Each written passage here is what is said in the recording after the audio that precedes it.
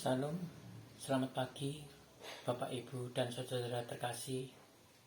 Puji Tuhan, kita masih diberi kesempatan untuk merenungkan firman-Nya melalui Gemar online GSJA Penil Surabaya dan GSJA Anugerah Cabang Kemendung.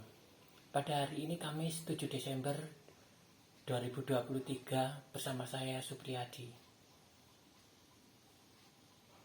Hari ini kita bersama akan merenungkan kebaikan Tuhan, belajar firman Tuhan dari Yohanes 2 ayatnya yang pertama sampai ke 11. Mari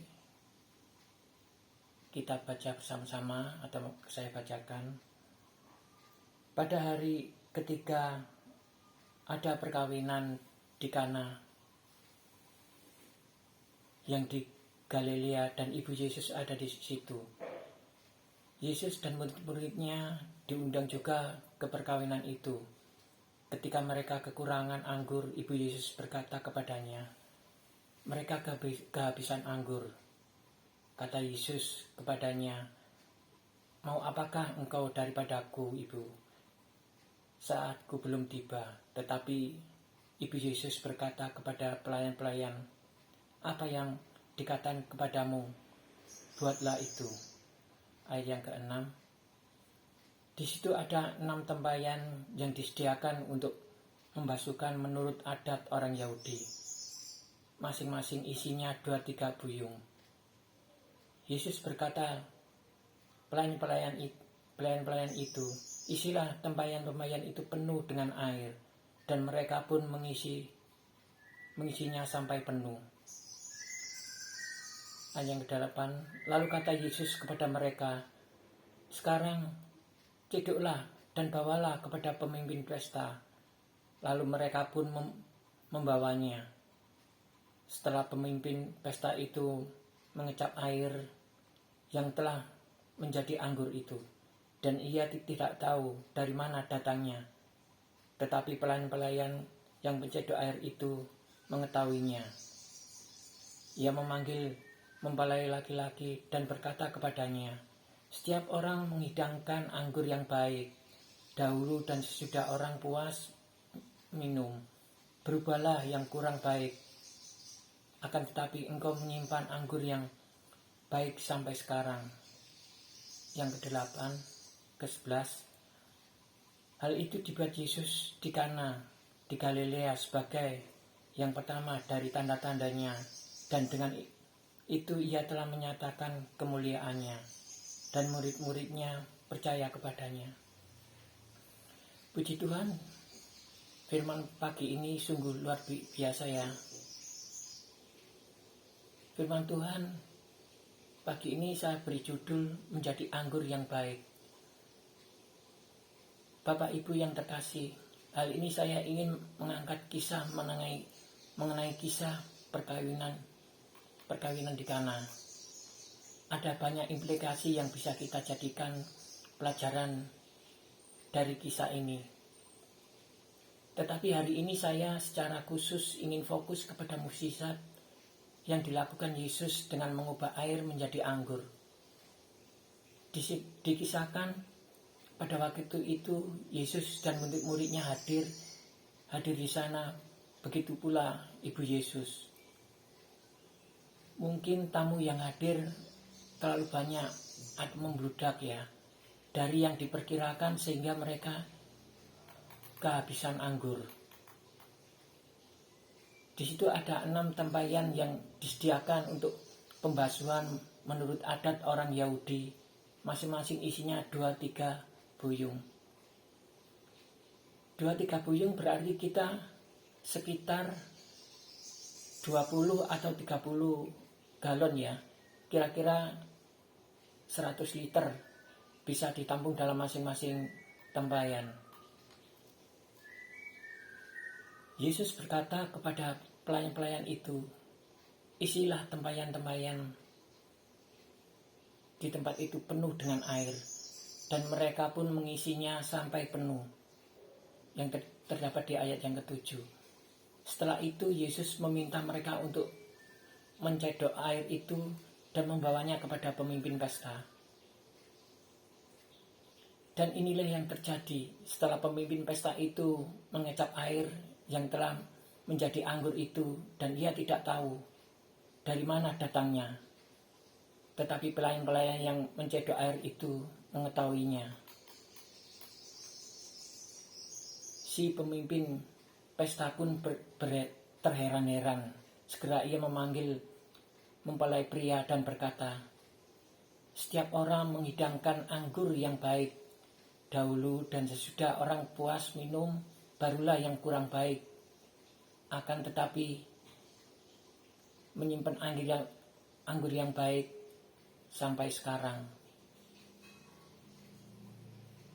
Tidak kekurangan sesuatu anggur, semuanya diisi penuh."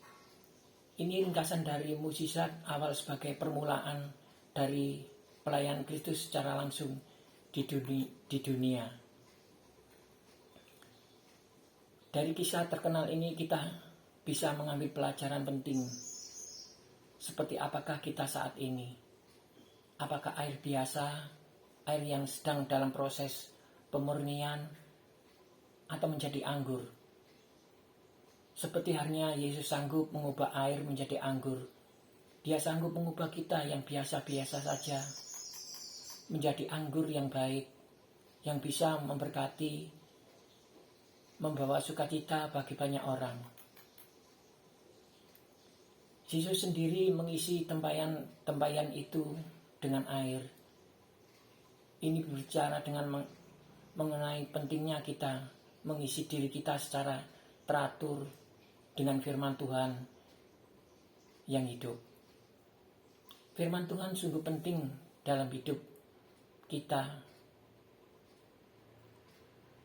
Kisah di atas kita bisa melihat bahwa awalnya tempayan itu disuruh Yesus sendiri untuk diisi dengan air. Ini berbicara mengenai pentingnya kita mengisi diri kita secara teratur dengan firman Tuhan. Firman Tuhan yang hidup, firman Tuhan yang sungguh penting dalam hidup kita. Sebelum air diperintahkan Yesus untuk masukkan ke tempayan, ada sebuah pesan penting yang disampaikan Ibu Yesus. Tetapi Ibu Yesus berkata kepada pelayan-pelayan, "Apa yang dikatakan kepadamu, buatlah itu." Ya, ketaatan pada Yesus menjadi kunci utama pula. Jadi secara singkat kita bisa melihat bahwa jika kita manusia berada di tangan Tuhan, taat kepadanya, dan kemudian mengisi diri kita dengan air yang adalah firman Tuhan, maka kita bisa ubahkan untuk menjadi anggur, dapat menjadi berkat bagi setiap orang. Memang tidak sulit ya, kita menjadi contoh. Kita harus semuanya diawali dengan kita harus belajar. Proses pengubahan ini seringkali tidak menyenangkan. Ada kalanya kita harus mengalami berbagai hal berat dan menyakitkan. Kita sedang dibentuk, namun lewat itulah kita bisa diubahkan. Tuhan menjadikan anggur berkualitas yang bisa memberkati banyak orang. Tidak ada yang mungkin. Apapun yang terjadi dalam setiap kehidupan kita, biarpun hati kita seperti batu, percaya Tuhan pasti akan mengukir batu-batu itu.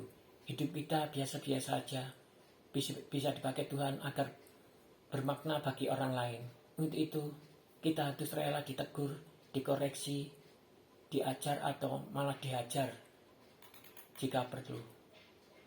Siapapun kita. Mungkin itu aja yang Gemar Pagi ini yang bisa sampaikan. Biarlah dapat menjadi berkat dalam setiap kehidupan kita.